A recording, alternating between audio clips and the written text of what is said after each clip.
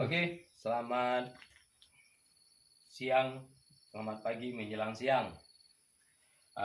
Ini saya lagi ada kunjungan petani milenial, pengen mau belajar tentang pengelolaan bahan-bahan sampah atau limbah dari sayur-sayuran yang ada di Kecamatan Kabupaten Tebo, Pasar Tebo Tengah. Oke, ada pertanyaan? Kenapa udah pakai kotoran ternak, Pak? Kebetulan kotoran ternak sekarang bukannya berarti langka, sudah banyak dipakai untuk tanaman-tanaman perkebunan sawit, dan susah juga sekarang mencari itu susah. Sedangkan sampah ini di Tebo Tengah aja, Pasar Tebo Tengah di Kabupaten Tebo, kalau saya sehari aja itu ada sekitar kurang lebih 10 ton sampah, ya kan? Kalau satu minggu mungkin banyak.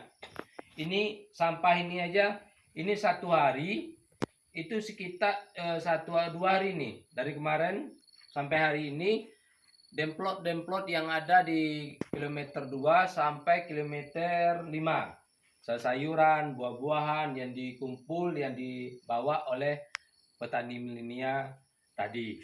Dan kenapa saya memakai sampah? Ternyata dari sampah ini yang pernah saya pelajarin, yang saya pernah lakukan, kotoran ternak itu kadar NPK-nya cukup rendah, sedangkan sampah ini N-nya sampai 1,5%, sedangkan ternak sapi atau kerbau itu N-nya sekitar 0,33%. Itu makanya sampah banyak, dan juga untuk mengurangi sampah-sampah yang ada di pasar, sedikit banyaknya untuk mengurangi limbah yang kegiatan untuk LH atau lingkungan hidup yang ada di Kabupaten Tebo.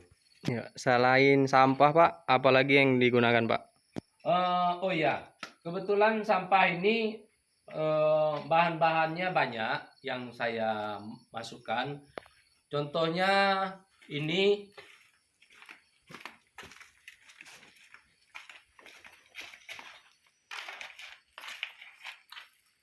adalah tangkos sawit, jenjang sawit yang saya giling, sudah 3 kali proses penggilingan. Nanti yang ketiga, sudah itu saya campur lagi sekam pemakaran dari tangkos atau jenjang atau tempurung sawit atau tempurung yang ada yang bisa saya bakar padi dan lain-lain. Ini campurnya. Jadi ada sekitar campurannya ini ada 1 dari sampah, dua dari limbah jenjang kotoran jenjang sawit, sudah tuh pemakaran dari boiler. Jadi nanti saya aduk, dia proses, ada sekitar 3 kali penggilingan. Nah, itulah. Jadi turunan dari sampah itu ada, sudah saya temukan ada 4 dari sampah tuh. Sampahnya bisa dicampur dengan tangkos sawit ini, ya kan? Ayo kita ke sana.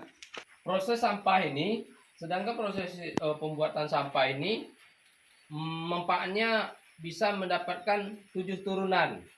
1, sudah kita giling, kita proses pakai drum fermentasi, sampah yang kasarnya itu bisa kita campur ke tangkos jenjang sawit pengganti kotoran sapi. Yang keduanya,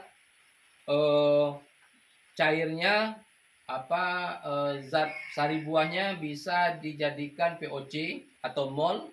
Yang ketiganya, dari sampah ini kita fermentasi lagi, kita buang lagi, diproses lagi, bisa menjadi makanan ikan atau ulat maggot, makan ikan, makan ayam bisa. Yang keempat, dari hasil sampah ini nanti bisa juga itu diproses untuk campuran makan ikan, ya kan? Itu dari ulat maggot tadi. Itulah manfaatnya dari sampah. Dan sekarang dari sari buah ini saya proses lagi, saya campur lagi karena banyak limbah air kelapa itu nanti saya campur, sudah saya coba, saya campur lagi. Itu untuk pengganti mol. Mol ini saya gunakan untuk penggantinya penghancur, pengelembut jenjang atau tangkos sawit sebelum saya proses, saya giling. Itulah manfaatnya yang selama ini saya kelola.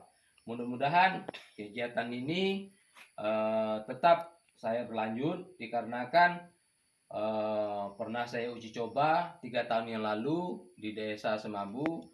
Untuk padi itu cukup menjanjikan, dari 2,5 ton atau 3,5 ton hasil gabahnya itu ada peningkatan, ya kan, di sekitar 5 sampai 8 ton. Itu saya uji coba. Dan dulunya pernah juga dinas pernah kerjasama, kami dari kelompok tani ini pernah kerjasama dengan dinas pertanian dulu. Nah, sekarang dinas pertanian tersebut sudah pindah ke Jambi, sudah mengelolakan sampah ini, produk sampah juga di kota Jambi.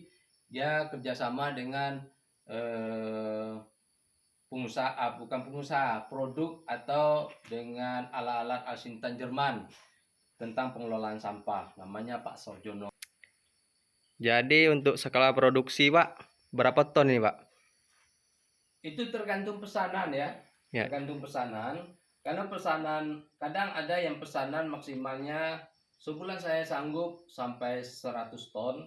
Tapi kalau pesanannya itu dari 5 ton, 10 ton, berawal dari 10 ton, 15 ton, kadang ada yang 40 ton, itu tergantung pesanan.